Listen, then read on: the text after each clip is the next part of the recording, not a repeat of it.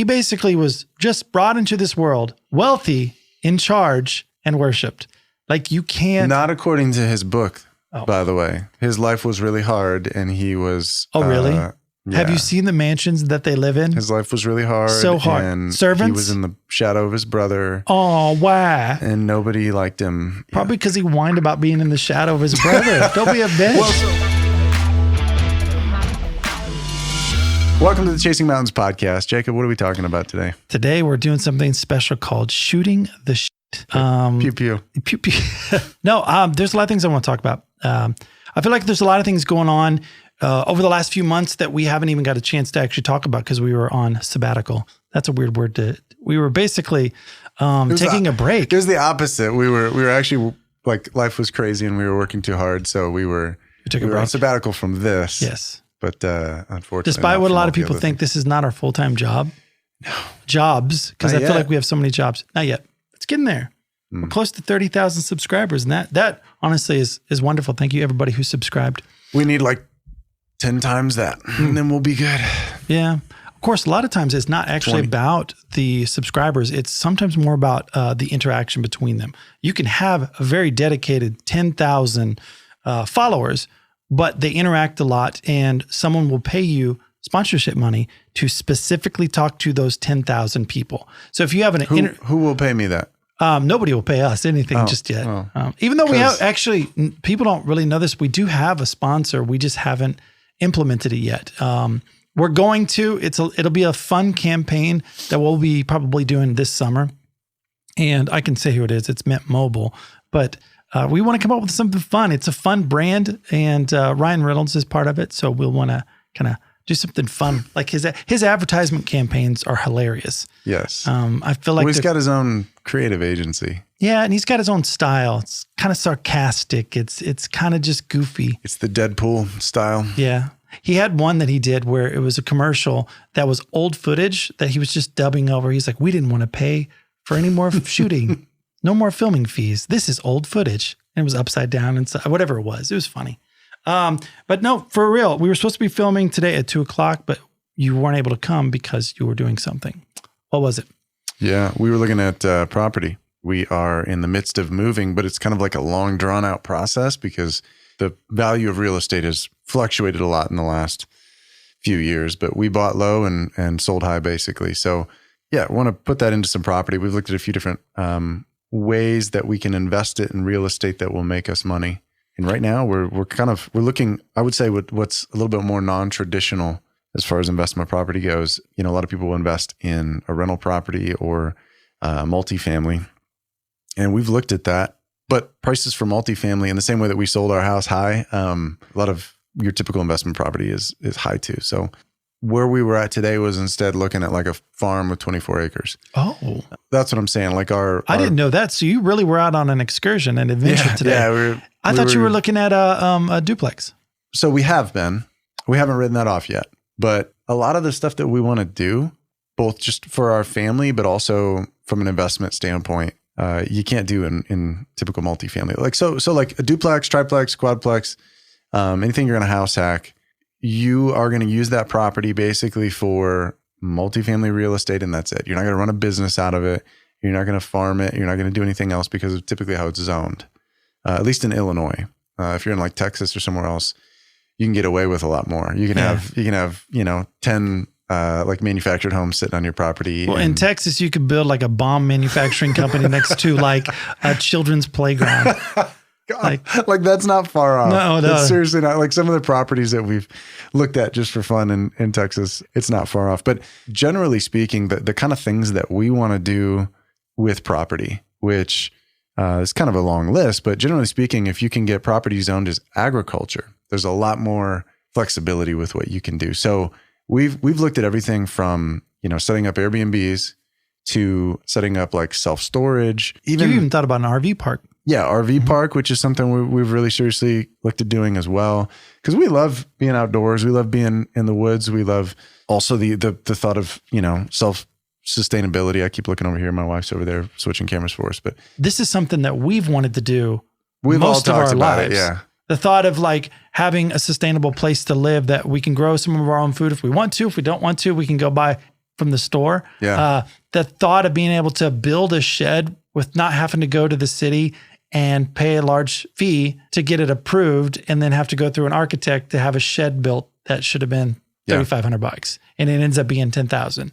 So I'm with you, but like, what'd you think? Well, so like where this started for us, by the way, was, I want to, as you know, like I want to start a coffee company. I want to roast coffee. What got you into like being interested in coffee? We just love coffee for one thing. Like I said, like we, as in all of us, like as long as we've all been hanging out and doing stuff together, like coffee has been central to everything that we do basically. But we didn't always have good coffee. Like we've spent a lot of time drinking Starbucks. I wasn't going to say the name. But, I will.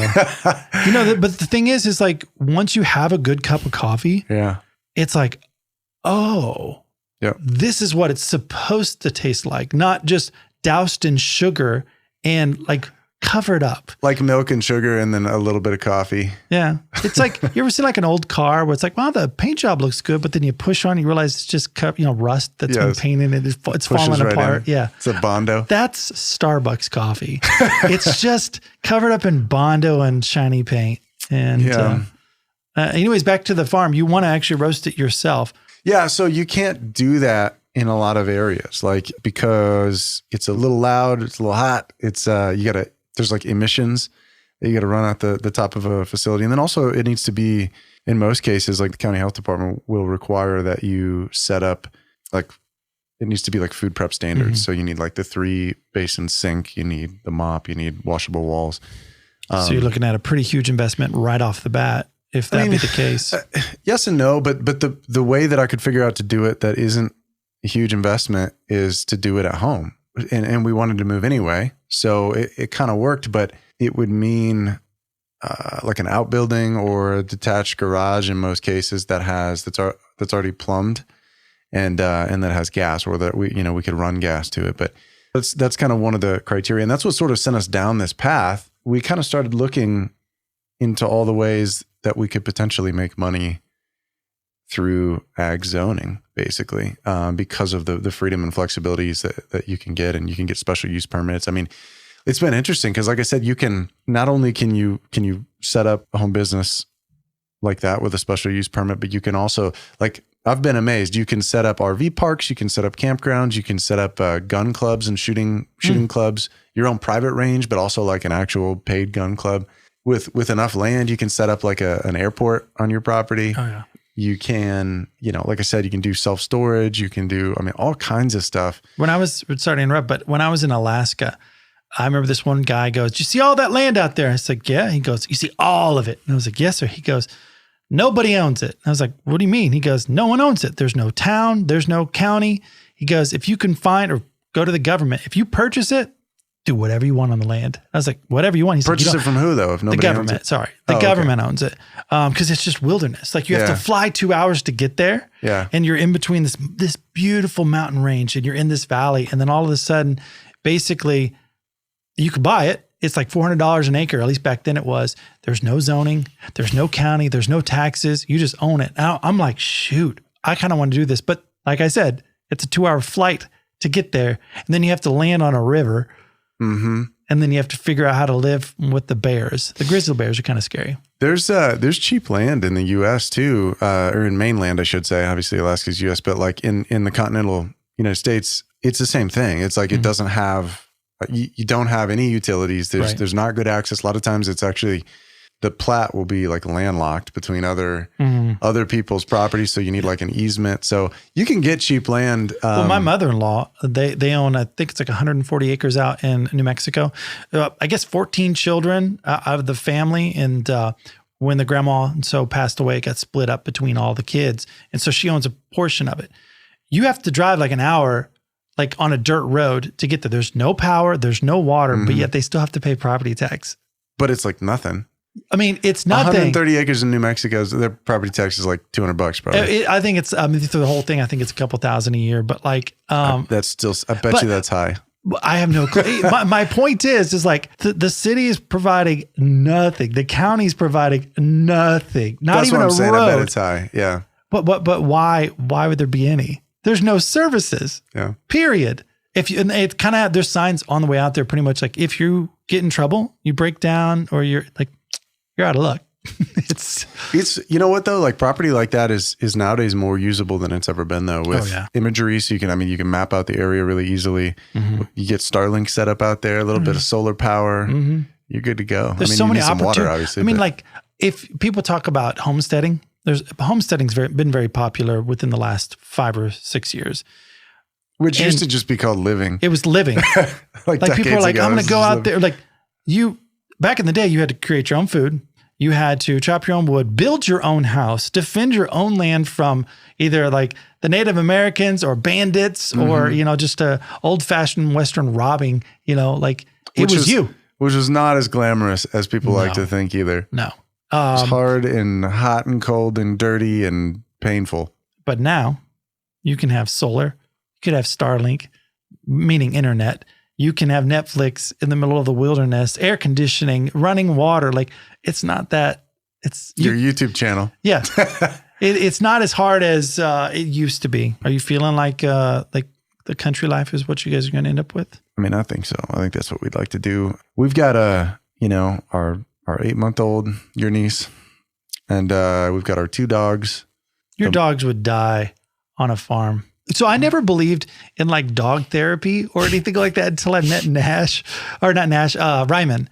Because Nash is good. Ryman is so high strung. I'm just like, I think she needs therapy. Did we do that? I don't know.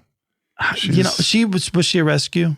Yeah, they both were though. They were, okay. And Nash, the big dog, he's fine. Little dogs have a tendency of being really high strung and but she's not like a tiny dog. Like she's a small to mid size. She's not like the tiny little shaky dogs. But I think we babied her. She thought she was people for too long, and then we really messed with her by bringing in another dog and then having a kid who is the actual baby. Well, I'll tell you what, my wife and I have been looking for land all the time. That's kind of like what we do. Well, you guys are. We're talking about the RV park. You guys are the ones with the RV. Yeah. We travel so much with our careers. At least we did more back in the day pre-COVID.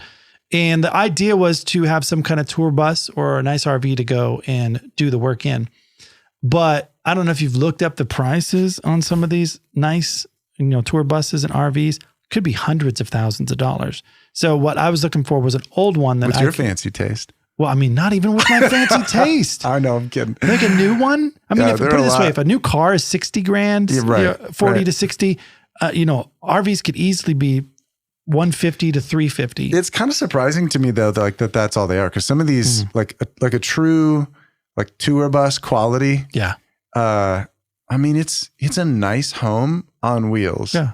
Well, I know people who, they bought a tour bus a couple of years ago. I think it was for $450,000 and it was used. Yeah.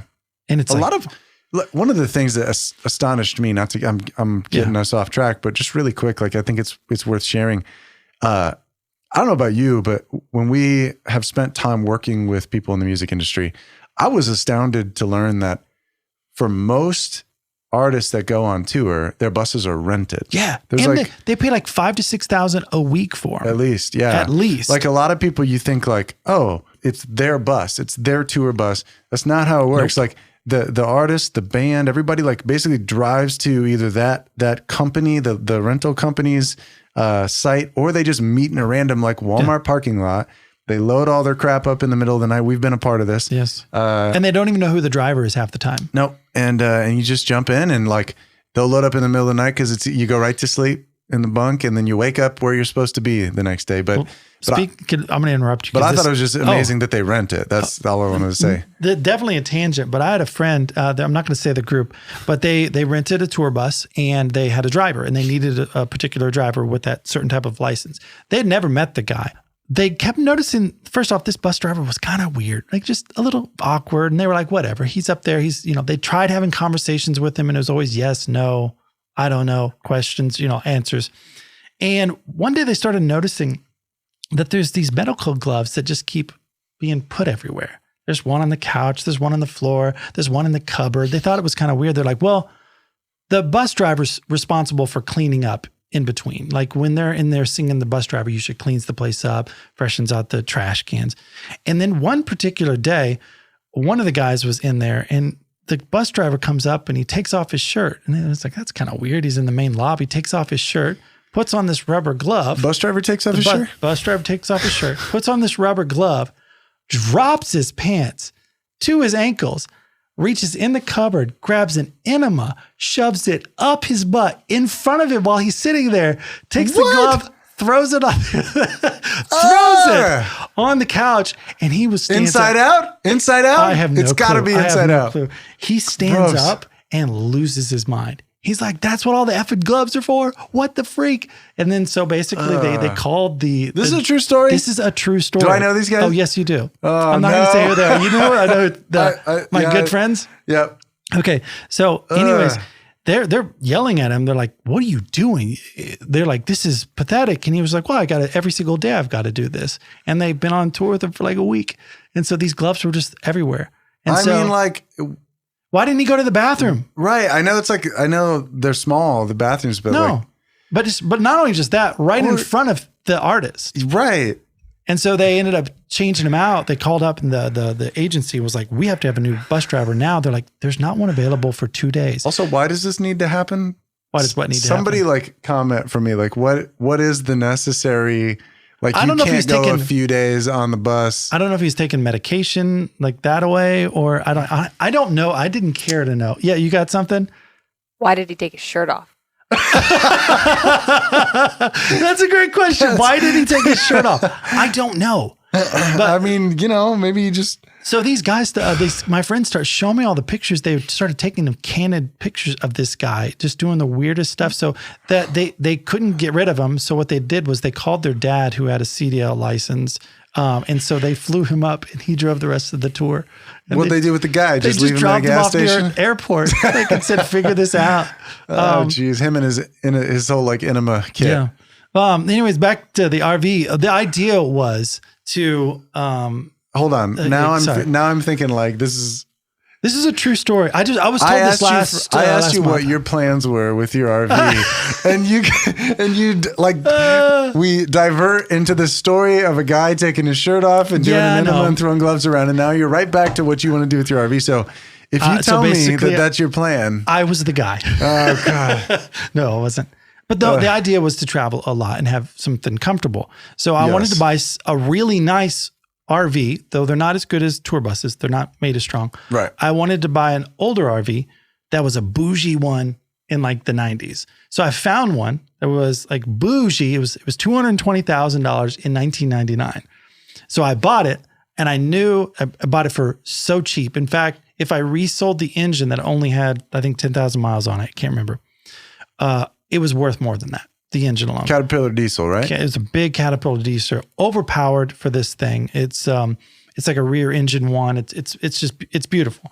But this person parked it for like 10 years with one side facing the sun and facing the rain. So there was mold.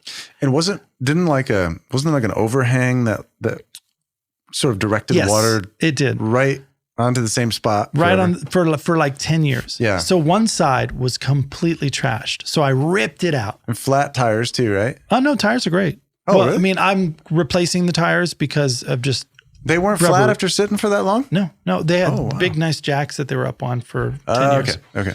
So anyways, it was rotted out. So I ripped it all out. And I pretty much, with my wife's allergies, I was like, screw this. I gutted the entire thing, rebuilt the inside, and started putting all of it back together.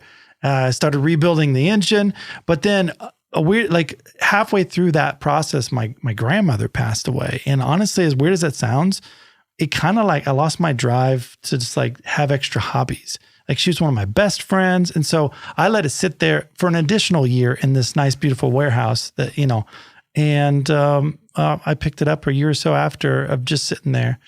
We had a kid in the process. And then I picked it back up, and we're getting close to actually taking her on the road. But my job is like, I make films. I edit videos all day.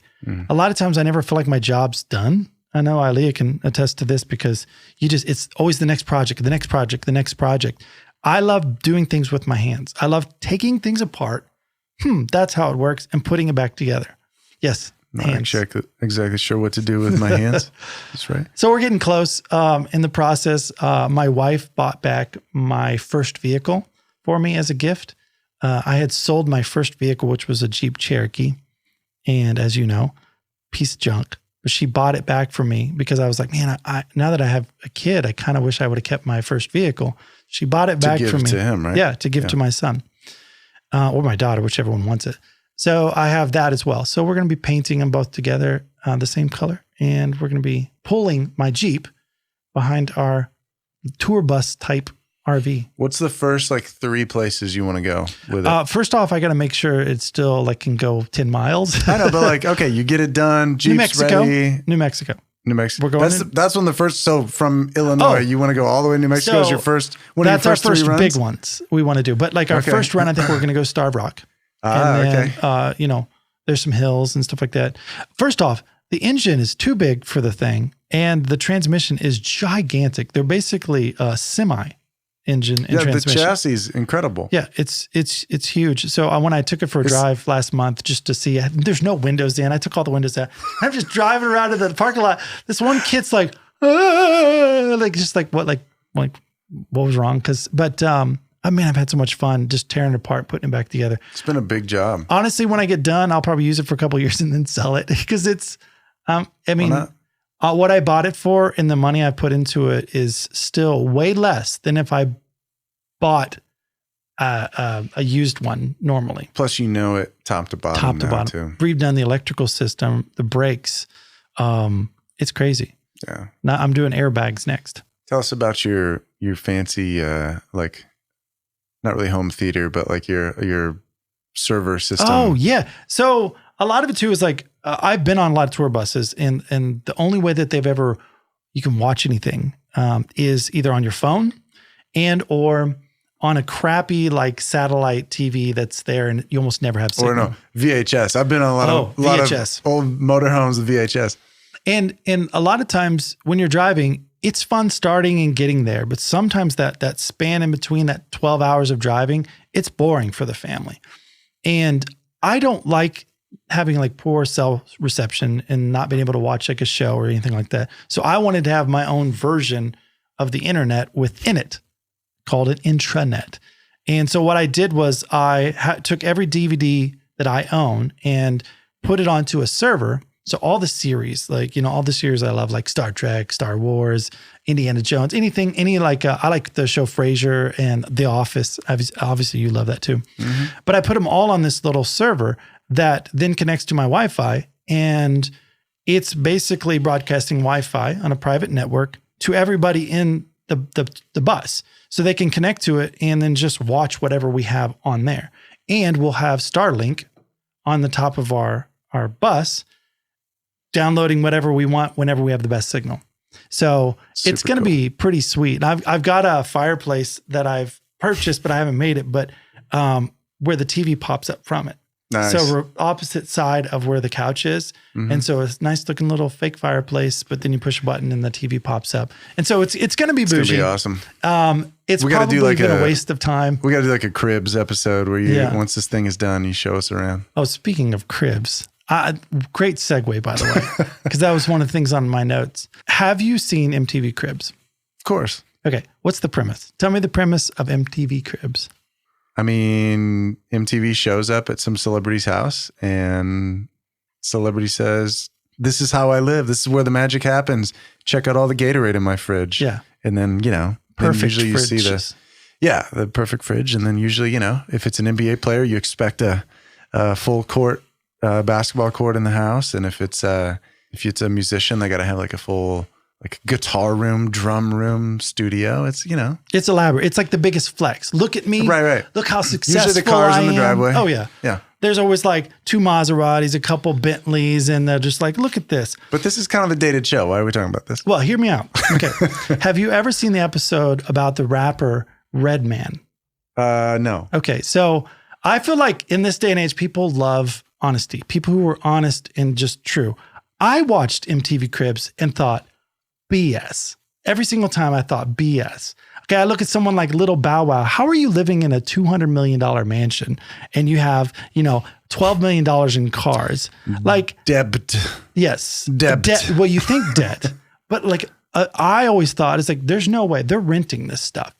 They've got to be renting this stuff. Their furniture alone could be like $400,000 in furniture. And I know the music industry, and as do you. Just because someone's had a few hits doesn't necessarily mean they're worth millions. This guy named Redman, he got a call from MTV and they said, hey, we want to come to your house and we want to check it out and just see how you live. You're a successful rapper. You've got this, song on the chart. And he's like, you want to come to my house? And they're like, yeah, we want to come check it out, see how you live, look at your cars. And he's like, my house? They're like, yeah. He goes, all right, you can come to my house. Anyways, he gives them the address. They show up at like 8:00 in the morning, and it's this not a shitty apartment, but it ain't great. And it's an apartment. It's not it's an apartment. It's like a condo. Do you know where this was? Was it like California? Like what are we? I don't remember exactly where it was. But it's like an okay apartment. And he's like, no, this is my place. They're like, this is your place. You sure you want this on MTV Cribs? And they're like, this is what they told him. We could rent a place for you, rent you some cars. They'll technically be yours for that time. We'll do the thing. And he's like, no, this is me. And he's like, this is what we're going to do. So they kind of, MTV regroups and he gets his buddies to come over. And he's like, they're first off. Like, can you go out and watch this? You can watch this. Okay. I wanted to get it ready to where you could actually watch it on an episode or at least up on a TV. But first off, they regroup. They go off and they're like, man, are we going to really just show this? And they're like, yep, that's what he wants. Let's do it. So they come back for filming and they started off with a crew of like 10 people. And then they came back with like 2 people. And then they show up. The first scene opens up to him laying in his bed, covered up in his covers. And he's like, oh, hey, welcome to my house. And then he starts taking them on a tour of the smallest, like not dirty as in like roaches and food. It was just a guy dirty, clothes all over the floor. And he's like, look at this magnificent walk-in closet. Look, I can step in. I can step out. Ooh, look, I can step in. The whole point is he was just saying, this is how I actually live. And he goes, this is my cousin George. And like, he's like asleep on the floor. He takes him over to this movie collection. He's like, this is my movie collection. He goes, this is when, I'm chilling with the ladies. This is what we watch. It's just like a DVD collection. It's the goofiest thing. And the point is that, and the reason I enjoyed it is because he was just being honest. Why did he like not why do you suppose he didn't want to rent like the big mansion? Like what was the... I've heard an interview. He was like, no, this is who I am right now. A lot of people feel like just because you've had that one hit that all of a sudden you're worth millions. And that's not how the industry works. You got the management who wants money. You got the label who wants money. You got the distribution who wants money. You got the lawyers who want money. A lot of times you owe the label already. Yeah. Like they give you like a... I forget what they call it. But stipend or a budget. Yeah. Yeah. They've invested a certain amount in you so that, to record the album, to push and promote the whole 360 deal. So you got to like pay a bunch of that back, I guess. Yeah. And a lot of it too was he recorded it there. So why did he want to, yeah. So why did he want to change it up? Yeah. So, but it ends up being the #1 most viewed MTV Cribs. I've never seen it. You got to watch it. And we'll throw some clips in. But the reason I wanted to mention that is just like sometimes honesty and like you can sense a little BS when someone's like, oh, check out this beautiful mansion I live in. It's like you're a Disney star. Like you're probably getting $20,000 an episode, which sounds great, but like you can't afford $100 million mansion or even a $30 million mansion. The taxes alone would kill them. And I found it really interesting. And or you can't afford it maybe for long. No, maybe for like 2 years. You can get the loan and make a big down payment, but it doesn't just because that money came, fast and hard, like one season of life. Yeah. May not keep coming, but I think it's interesting. And with us being in the industry, music, we know how much money there really isn't behind a hit. The people who make the most money are people honestly, like Mariah Carey, where she wrote a bunch of her stuff. She owns almost all the masters. She is like the Christmas queen. And so when she actually showed her mansion on MTV Cribs, like that was like one of her many mansions. Yeah. And she invested her money properly. She does right where she gets most of the money on for all of her tours. She's worth a lot of money. That's something that has changed about the industry, I think, too, is like just the industry of celebrity in general, whether it's music or actors or whatever. But like you hear all these stories of pro athletes, especially like Mike Tyson. Remember he like would buy these like, I think he had like an $80 million mansion, like tigers, like actual tigers and stuff, like ice sculptures. It was ridiculous. And then it all goes away. It all dries up. Like when you spend that money on silly things, just ridiculous, gaudy. Have you ever watched his podcast or listened to his podcast I think it's called Hotbox, where they just like smoke a bunch of weed and they talk? No. It's interesting. I've seen clips, but like I'm not actually. The Mike Tyson back then, when he made $300 and some million, is not the same guy as he is right now. It's interesting. Mm-hmm. Yeah. He talks about no man should have all that stuff. It doesn't feel natural. He said, I had so much anger in my heart. And he's like, when I was punching someone, I wasn't wanting to win a fight. I was wanting to put their nose in their brain. And he said, that much anger off the mat, he just had to figure out ways to keep that high, that rush going. He was buying things. I'll buy 2 tigers, you know. He's like getting face tattoos and like it just blew it all. I feel like we got off topic. What were we talking about? Are we still talking about RVs? I mean, we're just kind of, the title of the podcast is Shoot the Shit. Like, did you see the South Park?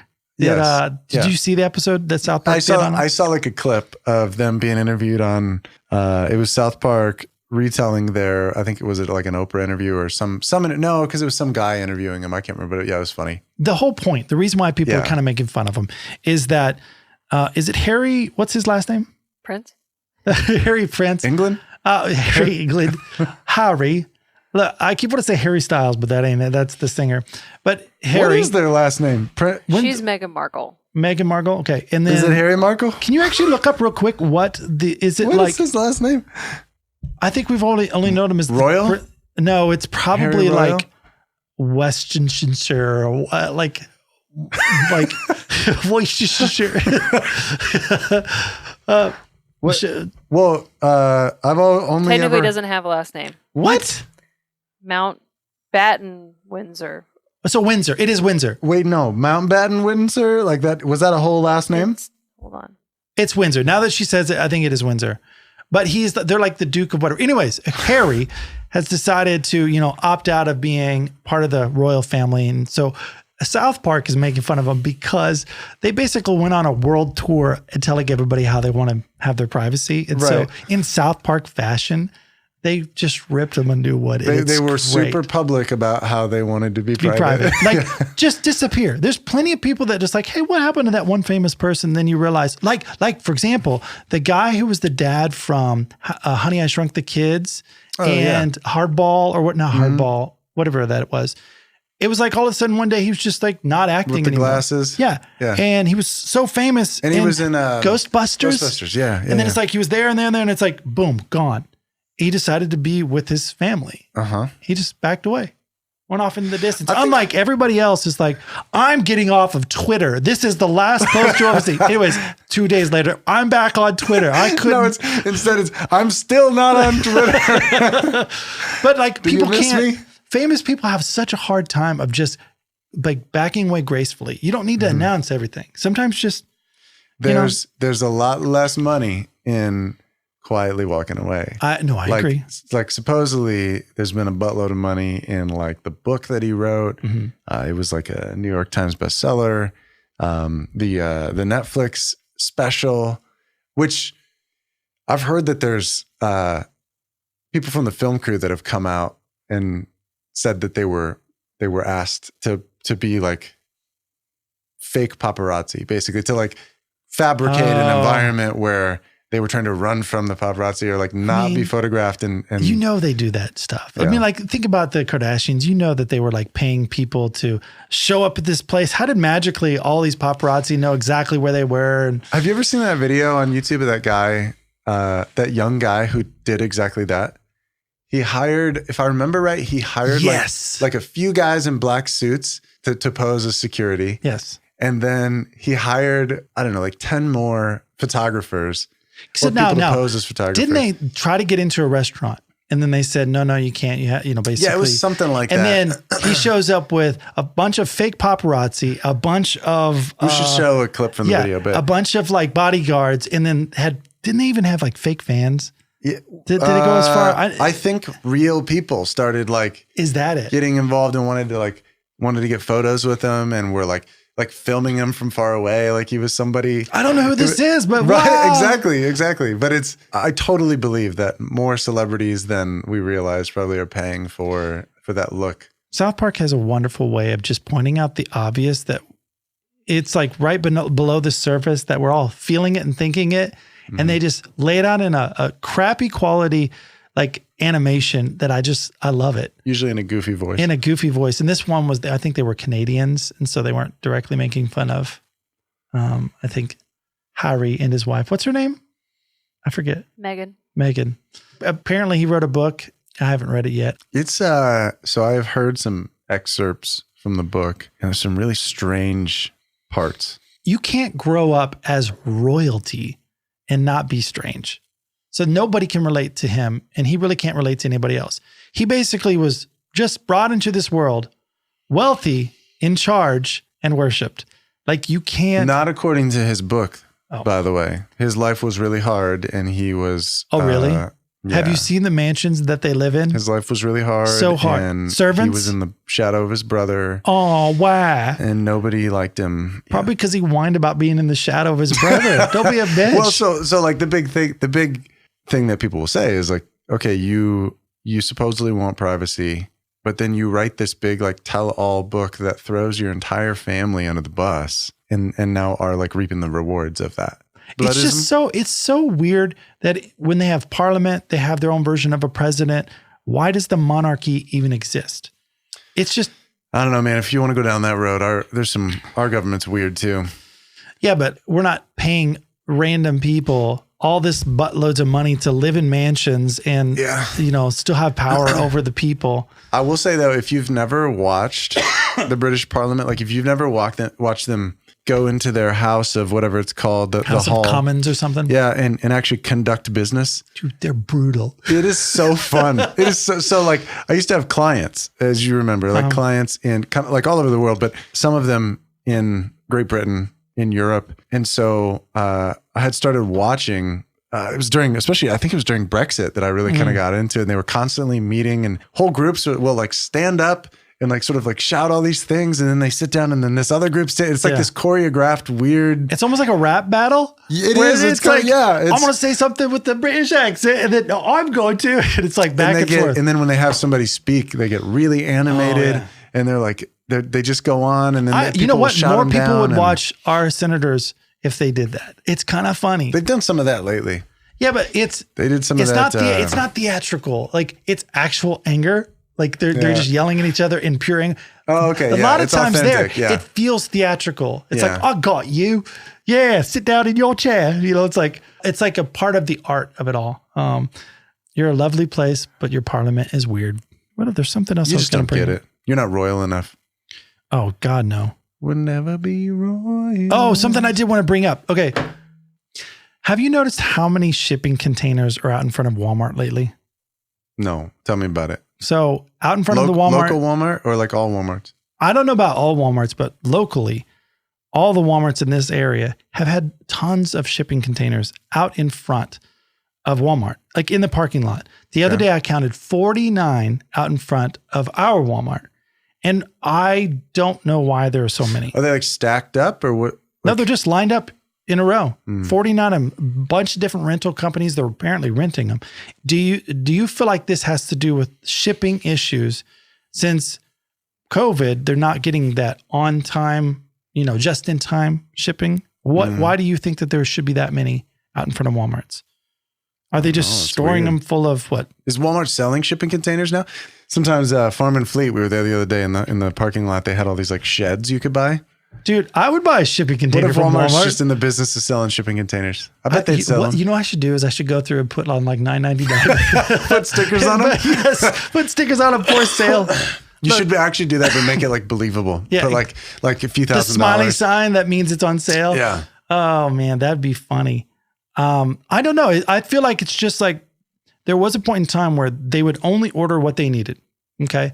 Many years ago, I worked at Walmart for 3 months. It was one of the worst jobs I've ever had. And it was in shipping.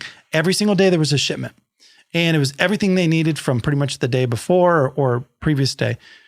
And they could do that back in the day. They were just getting basically literal boatloads from China and, distributing them out to all the Walmarts. I feel like now we're having issues. Like supply chain issues are still very common. And I'm wondering if they're buying more in bulk and storing in the front. If you think about it, I mean, Walmart, part of its claim to fame has been that they kind of have everything. They're this big box store that you can go in and you can get everything from groceries to guns to clothes to, pharmacy supplies, like anything. And haircuts. Your eyeglasses, like whatever. And McDonald's, like right next to it. Yeah.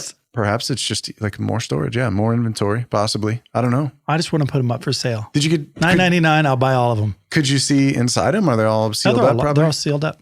We should hide like a GoPro or a game camera, like what hunters put on game trails in the woods. Like, when are people coming and going? What are they getting out of them? They're not letting the workers go home. They're making them live in the shipping containers. Oh, geez. Like, Bob, go home. Okay. They're probably just filled with masks and COVID vaccines. Probably.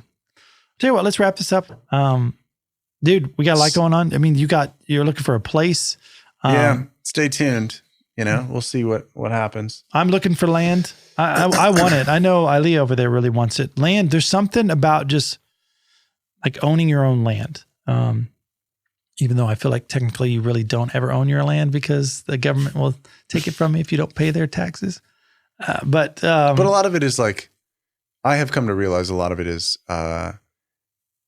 things that you want, they've run utilities, they've run electric, Correct. They've run, because I'm realizing as we look at some of the other land, how impractical and inconvenient it is to not have those things. Right. And so to have the city that's going to maintain your source of fuel and water and electric and plow the roads that lead to these country homes. Like the roads I get, but the utilities you pay for, that's part of your pay for.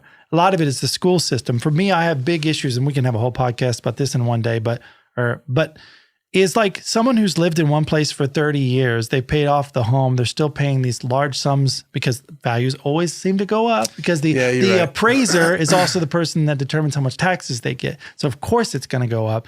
And so someone who's been paying 30 years, let's say they've lived in that place for 40 years.